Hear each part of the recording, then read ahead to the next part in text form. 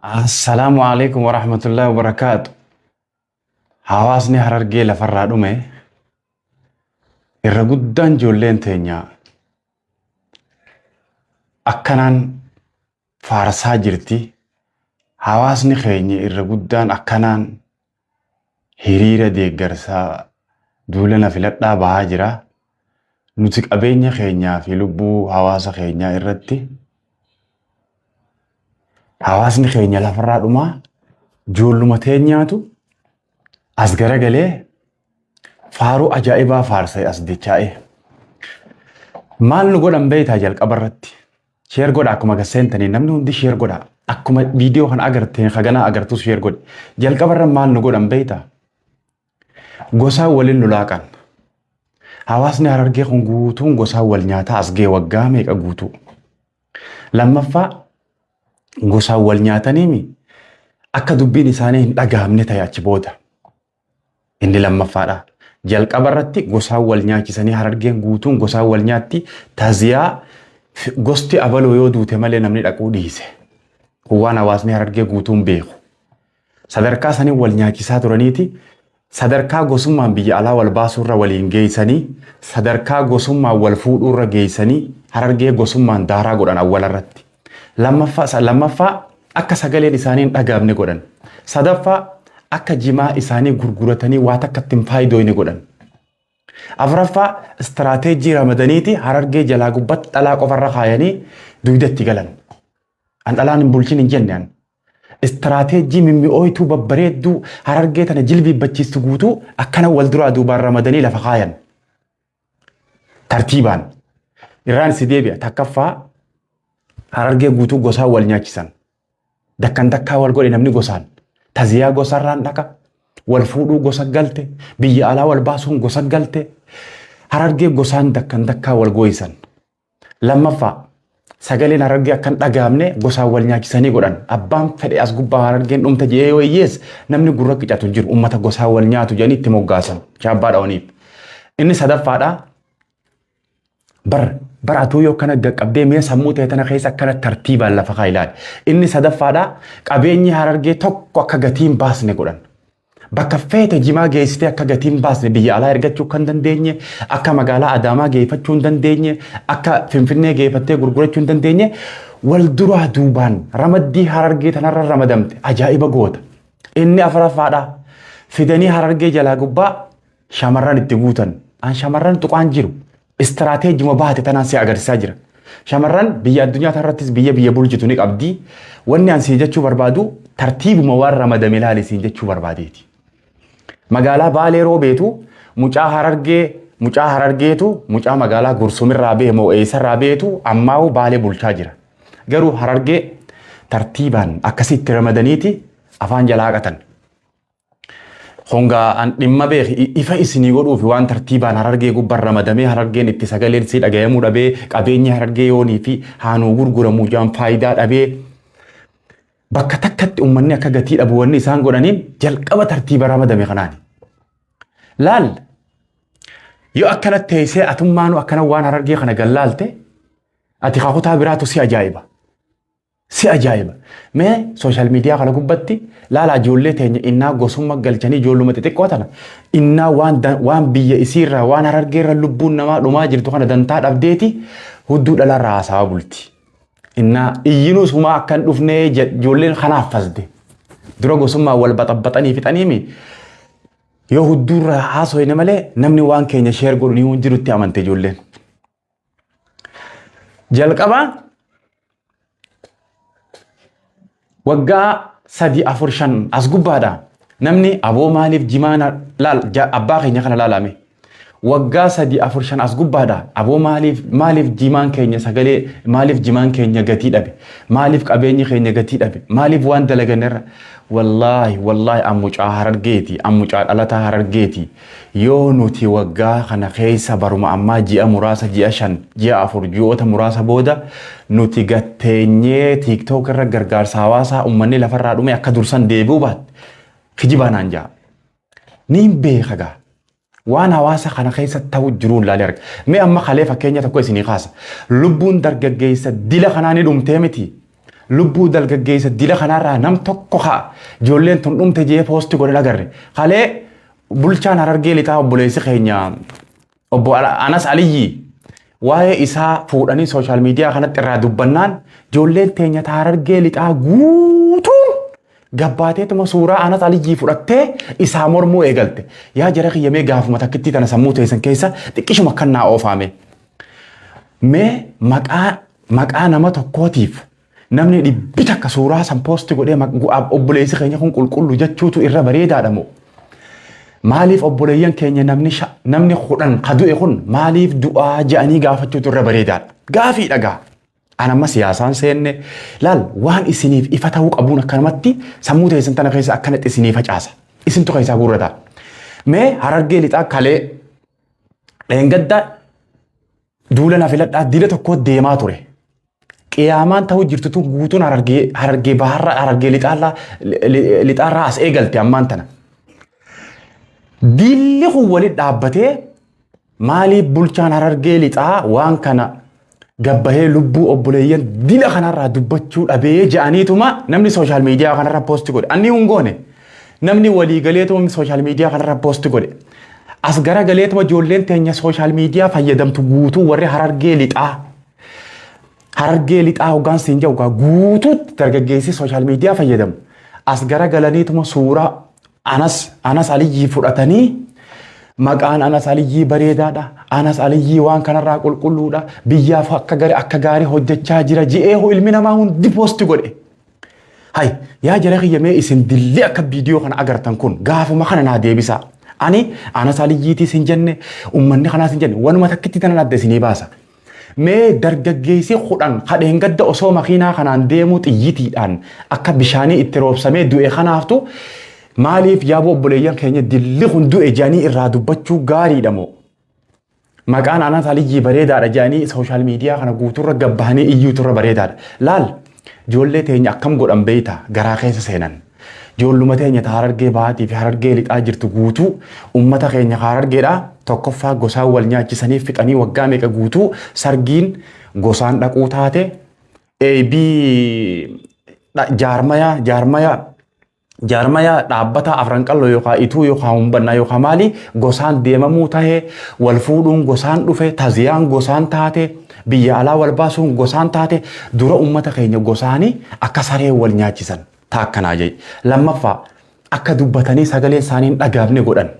wal nyaachisanii gosaan kuni kanaan wal qabata caasaa guddaadha kun inni itti aanu jimaa isaanii gurguratanii qabeenyi ummata Harargee tokkicha akka faayidaan taane godhan waggaa meeqa jimaa kanaa fi adeeroo keenya kana poosti godhaa dubbachaa turre mee hangaasaa Ibrahim jala gasseenaati bara 2023 arra 26 jirraami 23 illee namni hundi poosti godheetuma waan kana iyyaa turre ar'aan tana waanuma kanarraa dubbachaa jirra waggaa dila kana walitti dhaabne laal amma diinee abdii umar kajuu kuni laal ijoollee teenya warri Harargee lixaa kuni akka kana na harkaa godhanii hin beekan ijoollee qochumaa kana galan taate ijoollee rimoota garaa kaayanii gara galan taate waan kana godhanii hin beekan ijoolleen obboleeyyan isaanii dilli kun ka xiyyitiidhaan dhume obboleeyyan dila kanaa dubbachuu dhiiste maqaan Anas Aliyyi bareedaadha Anas Aliyyi biyyaaf hojjechuu jira jaan hayyee nuti gaafiin tokko ka obboleessa keenya Anas Aliyyi ka isaan lolaniif kanarraa qabnu yaa obboleessa keenya Anas Aliyyi osuma ati Harargee lixaa bulchuu jirtuuti horiidariin Harargee lixaa akka Harargee bahaa duubatti hafe tokkichuma kanaan siijaa isa biraatiin osuma obboleessi keessan Anas Aliyyi achi Harargee lixaa qabatee taa'u jiruuti obboleeyyan keenya dilli kun dhume maaliif waraqaa kana barreessee osoo guyyaa namni tokko du'urraa guyyaa namni lama du'urraa guyyaa namni sadi du'urraa iyyata kana galchee maaliif Anas Aliyyi ka isin loltaniif san lubbuun hawaasa kanaa nagaya haa baatu maaliif jee iyyata abiyyitti hin galchin gaafii isinitti himaa dhageeffadhaaga warroota Anas Aliyyiitiif loluuf hin jechuu jira amma gara biraatiin osoo kaardii filannoorraa wanni wahii takka hanqatte laal daqiiquma takkitti tana keessa mee dubbii tana suuta riilaaksi jee ati kaloluu fi ati katolulleen sheer godhiituma jecha kiyya kana xiqqisha sammuu keessa if oofime mee ar'aan tana ijoollee dargaggeessa dila dhume kana obboleessi keenya Anas Aliyyi san osoo guyyaa mucaan jalqabaa ajjeefamee jimaan dilli san lafa dhangala'ee qabeenyi dilli san badu san waraqaa tana abiyyi barreessee abiyyi gandaan an bulchu keessatti hawaasni kiyya lafarraa dhume arra tokko lama sadii du'e hawaasa kana naa baraarii maaliif jee waraqaa abiyyiif hin barreessin taakkanaa jedhe maaliifi eegatti itti barreesse yoo naan jettanillee tolcheetii wal keessa isinii oofa dhaggeeffadha akka khutbaa sheekotii guyyaa jum'aa tolchee amma bakka kana keessatti yoo Anas Aliyyii kun karaa abiyyi barreeffate itti barreessee jira bara warri jettan amma hoodhaa kunoo teessanillee eega Anas Aliyyii kun itti barreesse maaliifi abiyyi ilaa irraa deebisuufii dhabe kun gaafiidha ishi ar'aan tana kaardii filannoo irraa osoo Anas Aliyyii jalaa wanni takka hanqattee Harargee lixaatti haloo kaardii filannoo na jalaa irratti gad ergaa jennaan daqiiqaa 30 osoo keenya magaalaa Finfinneetii bira dhufa helikooftariin maaliifi lubbuu namaatii fi kaardiin filannoo wal caalte mee waanuma kana ati wal bira naa qabi osoonii fi kaardii filannootiin na jalaa irrate arra ma kaardii filannoo boruu mika Itoophiyaa guutuutti kaardii filannootiin na jalaa irrate abiyyi kiyya yookaan shimallis kiyya dafii gannaa ergi yoo jeen daqiiqaa 30 yennaan helikooftariin fidee buuse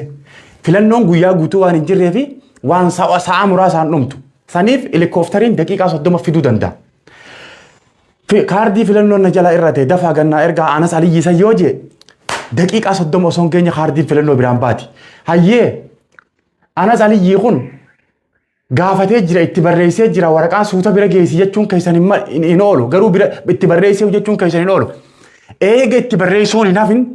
lubbuun dargaggoota dila kanaa bultii 15 ji'a 2 ji'a 3 ol dhumaa jira hawaasni kun. Eessarraa bahinsa Harargee lixaarraa ba'a.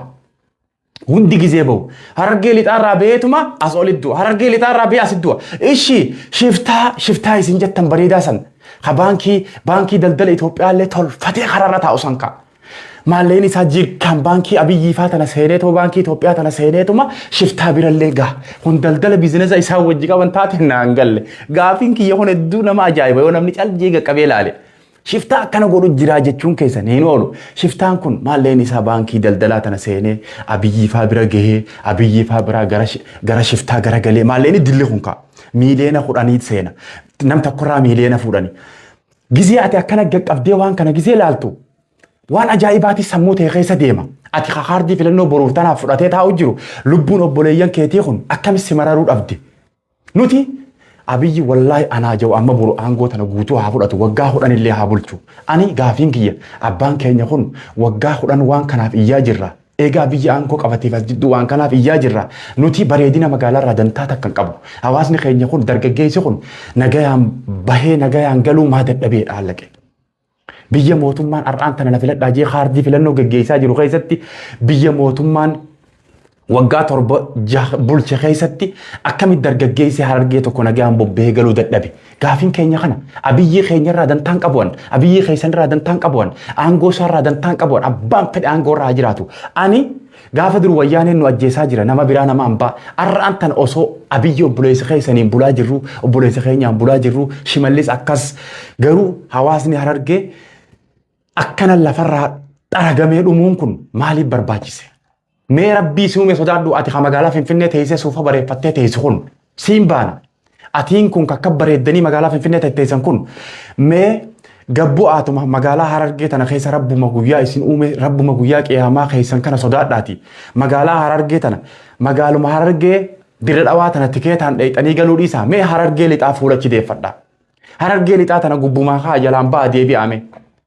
Yoo ati ilma namaa guutuu lafee abbaa keenyaa kanaan garaagarummaa isaa dhabde yoo hojjetaa mootummaa warra gibira fudhatu warra gibira kafaleetuma gibira fudhatee daldala isaa tolfatee jiraatu yoo ta'in hawaasni guutuun abbaan keenya kun bira wayyaadha. Hawaasni Harargee kun guutuun lafarraa dhume horiidariin Harargee kun yaa ummata kiyya. Mee horiidarii Harargee kana ka isin naaf aarsu jirtan bakka tami warri horiidarii faarsu jirtan. Ani mormii takka isin irraan qabu baran an taa'eetuma mee siin jechuu jira bakka kamitti. Mee ijoolluma teenya dila kalee sooshaal miidiyaa irra gabbaatee ganama kana gabbaatee maqaan Anas Aliyyii san nagayaa jette san maaliifi hangaan an maqaa isaanii yaamutti maaliif suuraa ijoollee tanaa maa dhumti obboleeyya kiyya kun jeemaa poostiin godhin. Gabbaatee ganama kanaa fi kalee jidduu Anas Aliyyii kuni qulqulluudha biyyaaf hojjechuu jira bareedaadha. Ani rakkoon qabu. Akka inni biyya sanuu bulchaa jiru warabbul Kaaba kalee suuraa direetan argeetiin maali qiyaamaan tun jee namni kun eessa jeetu qaqqabee laalee beekan hin beekan isaa'u أني maaliif hawaasni akkana lafarraa dhuma laala yaa gowwaaqiyya harargeetiyya mee waan takka wal gorfachuun gaariidha hirriibaa wal kaafachuun gaariidha dammaquun gaariidha akkam nu godhan beeyta awwal irratti jalqaba nuti hawaasa harargee gosaan wal nu nyaachisan osoon diduuti osoon gosa keessaa hiixadhee diduutiin hanga tokko jalaa dhaabbadhe malee namni biraatis atilleen kataa'een alaalu kun hanga tokko osoo diddee hiixattuu gosa keessaa dhaabbatte malee nama hunda bakka jirutti afooshaatti ijaaranii magaalaan Kaayirootuun addatti afooshaa gosaa qabdi ta gosa hundaa qabdi deemteetuma dhumarratti hundi ifiifuu wal facaasee daaraa godhee dhabamte Suudii akkasi Ameerikaa Astiraaliyaa Kanaadaa biyya hunda jalqaba gosaa waliin nu naqan hawaasni harargee kun sargii gosaan dhaquu eegale taziyaa gosaan dhaquu eegale biyya alaa gosaa wal baasuu eegale akkasitti dakkaan godhan lammaffaa as garagaltee dubbiin kun wal qabataa gaafa kan wal nu nyaachisan ifiifuu wal quban qabdu ifiifuu wal nyaatti jaaniiti yoo nuti jimaa keenya kanaaf lallabne sagaleen teenya kan dhagamne taate lama kun wal qabata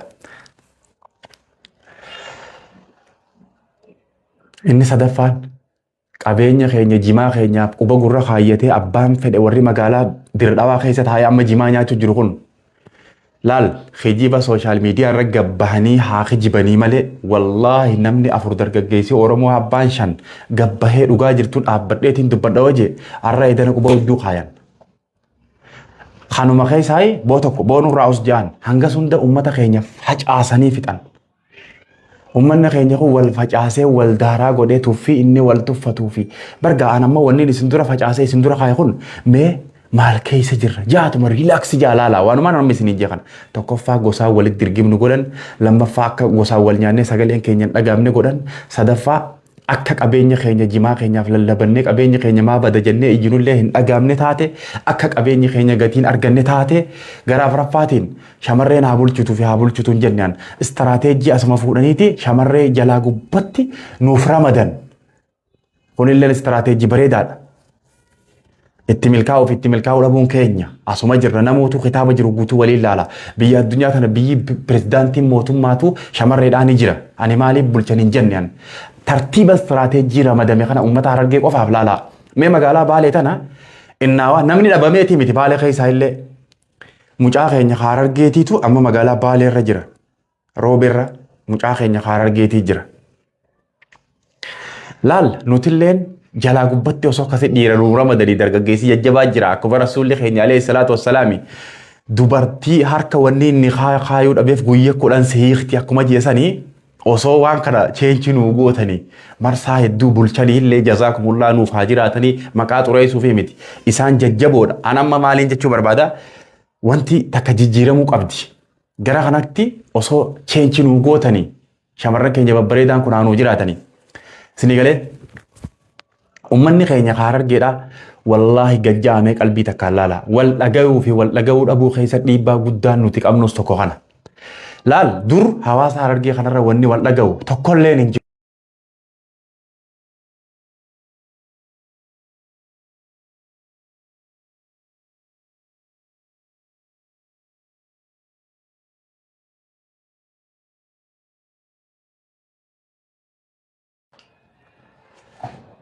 laal mee isin gaduma ciyaatuma laalame istiraateejii akka ajaa'ibaa nurra ramadame kana laal hawaasa keenya dur hawaasni harargee kun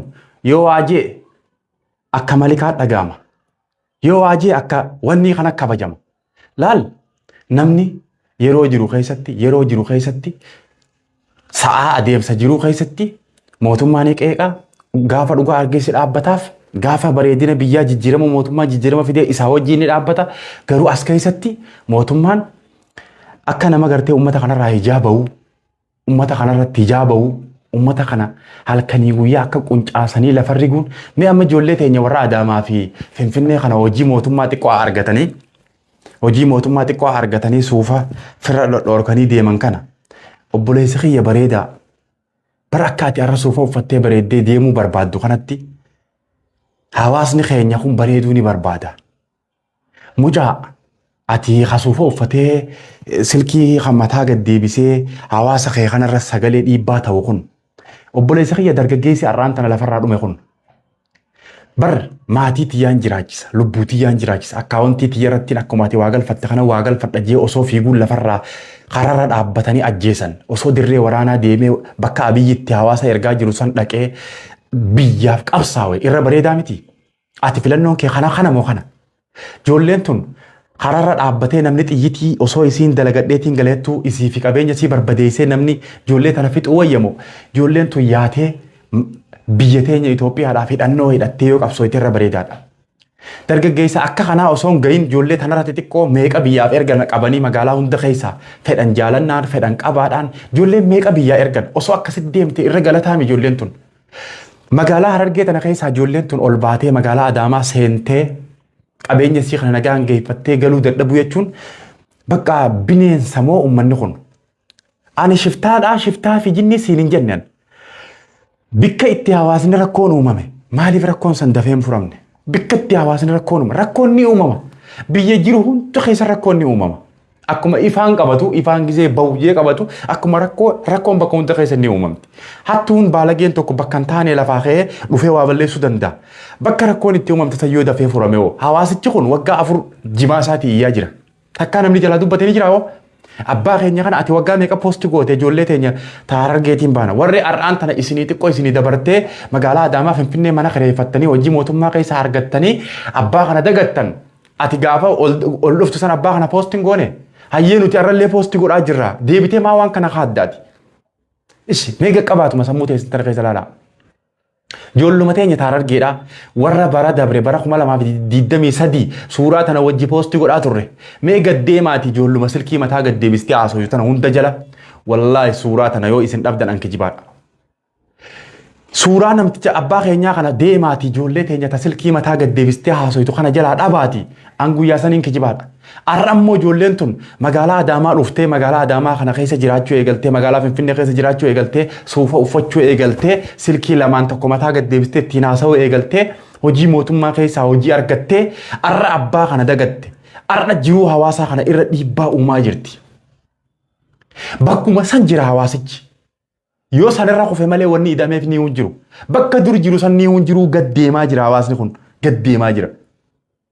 hawaasa kanarratti ijoollummaan teenya dargaggeessi biyya keessaa kun garuma namni oofee deemtee dhugaa hawaasa isii osoo agartuu kan dubbanne ifii isiiti magaalaa san keessa dubbachuu dadhabdeeti ani halee suuraa walirra guuree dubbachiise hanga dubbatan warri kaansilaa warri kafalamuuf jiru ni hin dubbanne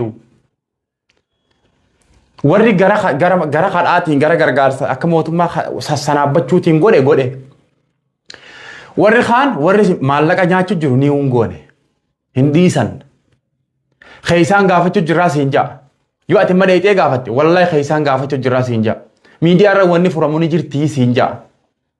Keesi kuni kaanas aliyyii guddaan magaalaa san keessa jiru ilaa ji'a tokko ji'a lama guutuu dhumaatiin uummata Harargee keessa Harargee lixaatii bahee osoo gara Adaamaa deemuu dhumu kun inni guddaan keessaan itti barreesse kan dhaabiin isin miriiriin tun dhaamsitanii. Mee dhugaa walitti himnee hawaasa keenya. Akkanuma mee yaada nurratti ta'e kana qaqqabaa laala. Hawaasni ifiidhaa kun dammaquun gaariidha. Mee isin warri kutaa biraalleen istirateejjuma hawaasa Harargee irra baate kana wal duraa duubaan laalamee zim jaatu. Nama ajaa'iba wallaahi laaziim. Ati dhalataan Harargee gizeenii fi osuma teessee laaltuu hawaasa kee kana kanuma kaleerra kufu gizee ati kana teessee laalte. Hawaasni kun ifii waltaliguu wallaalee ifii waltaliguu wallaalee dubartii gubba guuranii gizee ammaas hawaasni kun kaleerra kufee arra kufee waggaa hundarraa kufaa dhufeetuma magaaluma keessa hanga bareede kana faarsee hawaasni magaalaa gadii tanatti khillee takka bitachuun qarshii meeqa saabuna huccuun miccatan bitachuun qarshii meeqa hawaasa keenya Harargee akkana jiruun qaalooyitee ibiddate taate kana jimaa kanaan naggadadhee jimaa kanaan hiraata ijoollee tiyyaa bita ji'ee nama deemu hunda ajjeesaa jiran duuba isin kanarratti silkii mataa gaddeebistanii ganda keessa akka hadhaan haasoytanii biyya keessa taa'ee namni sagalee ta'uu fi namni as taa'ee sagalee ta'uu tokko miti hin sobina namni mucaan tokko murtii guutoo yookaan Salaaddiin Abdii yookaan Mu'aaz yoo gaddeemtee Harargee tanaa duute maal yoo hawaasa keetti duute yoo dhugaan hawaasa kee kanaaf wareegamte maali ati ilma hawaasa kanaati jettee akka jibduuf gaddeemtee hawaasa kee kanaaf yoo wareegamte maali ati hawaasa kana caaltaa ati du'aan kun hawaasa kana caaltaa hawaasa keetiif dhugaa jiruun dubbattee mootummaan furuu qabattee sagalee dhugaatiin dubbattee yoo duute hawaasa kee kanaaf eenyu maal taataati hawaasa kana caaltaati hin kijibina warri biyya keessa ta'aniiti mootummaa dura ta'anii dubbatanii fi biyya alaa ta'anii dubbatanii cubbu biyya san keessa taa'ee dubbadhu du'i hawaasa keetiin abbaa kee akkana du'i caphe kanaa du'i guyyaa sanatti ilma hawaasaa siin jaanii walii gama hawaasa keetiif kafaltee jaanii jabaadha du'i hawaasa keetii mee kijibdu silkii mataa gaddachaastanii chiyaatanii barreeffama hunda keessa shiftaa waan jedhamu jira shiftaa sagalee waraaban keessa hundi shiftaan karatti uummata fixaa jira hin jiru shiftaa wanni jedhamu shiftaan lafarraa nu fixaa jiru mootummaaf furmaatatti uumuu danda'u qaba waan kana harka keessaa qaba wanni kun nurraa dhaabbachuu danda'u qaba dhumuu hin qabu hawaasni keenya bakka jaalattee jibbitee wal sossobuu dhiisaa gizee hunda hawaasni keenya gaafa gosaa wal sossobaa turree dabarte itti salphannee itti kasaarree jiruu dhabnee si tortoraa taane gosummaadhaan gaafa yaatan namni hundi ni beeka waan kana gara biraas dachaanee gosummaa summii isiin irratti uumte laalame ar'aan tana torbaan kana walit dhaabnee waan kana iyyuu jirraa hin dhagaamtu sagaleen teenya maaltu waan kana godhe jalqaba gosaa waliin nu laaqaniiti ajeessanii akka sagaleen uummata kanaan dhagaamne uummata gosaa wal nyaatu irraa dhiisaa dantaa isaaniiti haa wal nyaatanii jiran akkam nu keessa godhan obboleessuma keenya caffeerames kana faa guddaa kana faa nu keessa godhaniituma asii ijoollee walitti darbanii taa'anii gurguddaan kun ijoollee dura taa'eetuma kasilaa ijoollee taligu kasilaa gaddeemee biyya bulchee uummata taligu gayyaa'ee asuma uummata kana gosaan walitti taa'ee gosti kee meeqaa ati dhaloonni kee eessarraa as maddee kanuma taa'ee asa gurguddaan kun uummata kana hunda salphisanii fixanii uummanni Harargee kun najisa ta'ee dhume bakka oofanii waliin laaqan maaltu kana nu godhe nuti beeki qulqulluu nagaa qaba hawaasichini nama boombii nu darbu gosaan wal nu nyaachisaa ture gosaan biyya alaatii biyya keessatti biyya alaatii biyyoota baqaa keessatti gosummaan akka cittoo kana waliin nu laaqaniiti taziyaa gosaan dhayina jilaa ispoonsara walii godhu warra gosaan walii godha jilaa sargii gosaan dhayina jilaa jaarmaya dhaabbataa franqalloo taatee ha'ituu humbanna taatee ha hundaa taatee gosummaan dhayina laal beeki gaa summii jirtu dhugaa saaxil baasanii walirraa walii galuun bareedaadha gosummaadhaan akkasii waliin nu ajeessaa turan hawaasa keenya kana jilbiibbachiisanii cabsan gara biraatiin sagaleen teenya akkan dhagaamne godhan ka hawaasa ifiifuu wal nyaatu afaan bananii dura dhiisaa jedhanii namootu siyaasaa isaa ooffata kaan hangi daldala isaa jala fiiggatu daldala isaa jala fiiggata kutaan biraa hundi nagaya bahee dhume Harargee malee Harargeen ifiif gosaa wal nyaatti hoftee dakatti hafte amma maal godhan inni itti aanu jimaan keenya akka gatii tokko hin baasne akka magaalaa Adaamaa seenuu hin dandeenye akka feerroo gaafaa caaluu jedhanii moggaasan sanitti qabeenyi keenya akka dakkaa ta'u qabirrii miiliyoona meeqan lakkaa'amu halkan tokkotti akka addaraashatti maqzanuma keessatti daaraa ta'u godhaniiti qabeenyi keenya akka gatii hin baasne godhan inni lammataa kunigaa kana nama hundaa beekaa yoo dubbatanni iyyanii ani faayyoon tuqee hedduu iyyan shamarree tartiibaan istiraateejiidhaan shamarreen Harargee lixaatii fi hanga Harargee bahaatti shamarree nu ramadan istiraateejiin akka helikooftara kana iyyuu tokko ni beektaami magaalaa san dheetu shamarree jira taan dheetu shamarree jira ani shamarreen maa bulchiti hin jenne ma istiraateejuma kaayamtee isinitti maa jira malee saqooyi osuma akkana deemuutiin harki matarra naafe saboo hawaasni kiyya kun garam deema siboo hoggu takka gosaan dhumne hoggu takka yoo jimaa keenya iyyine gatii sagaleen teenya dhagamtu mee laala atuma dargaggeessa jabaa kana hanga feetee iyyitu sagaleen keenya dhagamtu maaltu godhe dura gosaa waliin nu laaqan kaa guyyaa meeqa poostii waa goote mee ati kaastee teessee ilaaltu ka viidiyoo kana agarte yookaan namni ati beektu meeqaatu guyyaa waa poostii godhaa wala mootummaan waan kana argu jetteeti hundi ni argan yoo ati mootummaa arrabsite viidiyoon tee bira jirti waan si ajaa'ibu ijoollee teenya takka lafarraa dhumte tana mootummaa hin argu jettee hin arguuf teessaa mi'ati lubbuu ijoollee tanaa keessaa fi alaan amma namni halkanii guyyaa akkanatti irraa dubbachaa jira namni hundi ni harka filannoo geggeessinee itti deebina jedhee obsan namuu maslaa ifiirra jira beek namni gizee waa dalagatu si quban qabuu san dhugaadha gizee ifii baankii isaa keessa waa kaachuu barbaadu si quban qabuu san dhugaadha namni ammaan tana uummata kanarraa quba qabu jiru filannoo teenya geggeeffanneeti booda mukatti cabsinuus furmaata uumnuufis jedhaniituma itti dhiisanii hawaasa halkanii guyyaa har'a dhumu kana namuu filmaata jalatti qaceele borumma. Boru booda as deebi'anii uummata kanaaf furmaata fidanii itti fufee waliin laalla. Garuu wanni isin beekuu qabdan hawaasni keenya Harargeedha. Istiraateejjuma akkana galgalaa ganama nurra ramadame kana laaleetuma hawaasni keessaa fi ala jiru guutuun hirriibaa ka'uu qabaan isiniin jaanna. Jaallattee jibbitee fedhu abiyyi naatti fufee bulchu. Fedhu abiyyi haa bu'ee namni biraa dhufu laalan gaafuma bareedaa sitti himan. Dhiisii nama bira abiyyi boru aangoo isaa filmaanni guutamee fi itti haa fufu. Garuu hawaasni keenya wanni dhan beeku hirriibaa tanafs hirriibaa kaa. Hirriibaa kaa maal jechuu barbaada? Inni akka waggaa 4-5 dabree kun ati namumaa gaditti iyyitu jimaan kee sagalee dhabuu, iyyitu sagalee kee sagalee dhabuu, qabeenyi kee gatii dhabuu, horiidarri kee kutaa Oromoo hunda boodaanu mee Gujii laala akkatti bareechan haguma ta'eewu, mee laala Baalee akkatti bareechan, mee laala Jimma akkatti bareechan. Harargee irraa immoo diradhaata akkatti tana bareechaniituma Harargee jedhanii waliin yaaman. Harargee yoonii fi yoo xiqqaate Harargee lixaa tanaarra guddoodha. Yoo xiqqaate. Harargee irraa yoo jedhan Harargee lixaatiitu Harargee baarra guddoodha. Dhugaa feete. Asirraa fuudhii ilaa daaqatti. Bakka tam koriidarii naa himtaati imma magaalaa Cirootii fi Galamsoo xiqqishoo amman tana dhiyoo tana. Ta Ciroo isaantu xiqqoo tolcheewu. Amma qalabishee tokko kaanii tolchan. Magaalaa Galamsoo zamanuu faatu sooshaal miidiyaa irraa maallaqa qarshii 50 abaloo arjoome ni jira amma hanga ammaa zamanuu jala ni jira. Zamanuu aliyyi keenya kana faa isaan faa jalaatu abaloo qarshii 50 koriidarii magaalaa Galamsootii nuu gumaache. Abaloo isaa gana gumaache jechaati xiqqoo amma taftab jaan. Koriidarii kamtuu nuu jira. An amma wanni an jechuu barbaadu. Filmaanni boruutis haa deemu. Abiyyi aangoo isaa boru haa gubbabahee ol itti fufu. Waggaa 7-8 itti haa fufu. Wanni an jechuu barbaadu. Hawaasni Harargeedhaa gosaan wal nyaachuu, sagaleen isaa dhagayamuu dhabuu, qabeenyi isaa gatii argachuu dhabuu, jala hanga gubbaa dhalaadhaan ramadamee buluu waa hedduu takka keessa akka jirru hirriibaa ka'uu qaba namuu. Rasuulli keenya alayhi salaatu wassalaam isintu keessaa fudhata. Intala dhalaatitti osoo inni kaakanne guyyaa 10 siiktii jedhe.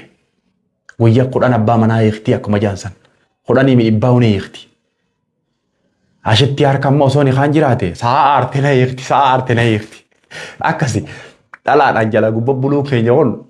Rabbi rahmatu nu haa godhu isaanillee haa galatoomanii waggaa hunda nu bulchanii osoo ammaan tana nu dabarsanii kadhannaa shamarran keenya kadhanna. Please isin jaalanna amma nu dabarsaa. Nuti warri dhiiraallee haa bulchinu waggaa muraasa kana. Shamarran keenya Harargee keenya guutuu nu bulchaa bultan nu bulchaallee as geessan hedduu isin galatoomfannaa hedduu isin jaalannaa biyyallee nu bulchitanii kabajaanillee asin nu geessanii nu galatoomaa mataa keenya gubbaa nu jirtanii isin jaalannaa amma immoo nu dabarsaa. Share godhaa viidiyoo kana. Hawaasa keenya bakka jirtanii saahsaa wayiifiin isiniin jee saahsaa zalaalam hirriiba rafaatuma obboleeyyan keenya kuni galgala irraa janaazaa nama carqii maranii fidan kana mee namni hundi sammuu teessan keessa dhaabaa laala. Waanni hedduun ajaa'ibaa irra liivii kana na fidee liivii dhufuuf illee hin kaane. Wanni har'aan tana ajaa'iba natti liivii kana na fide ijoollee dhumte tanaa fi obboleessa keenya bulchaa Harargee lixaa obbo Anas Aliyyi kajaniin san ani wallaahi rabbiin guyyaa qiyaamaa natti ragaadha. Ganama kanaan bulchaa Harargee lixaatii isaa ta'uu baradhe suuraa isaallee ganama kanaan baradhe hin qoradhu waan sila mootummaa waan sila siyaasaa diinii keessan jiru an bakka dhugaa harka dibbi godheetu bira kutuudha malee amala kiyyarraa illee. Ibsituu yaadii amma Harargee bahaa bulchuu tanaas eeguma dhiyootan isii waa'ee bifti ja'an tanaan arge.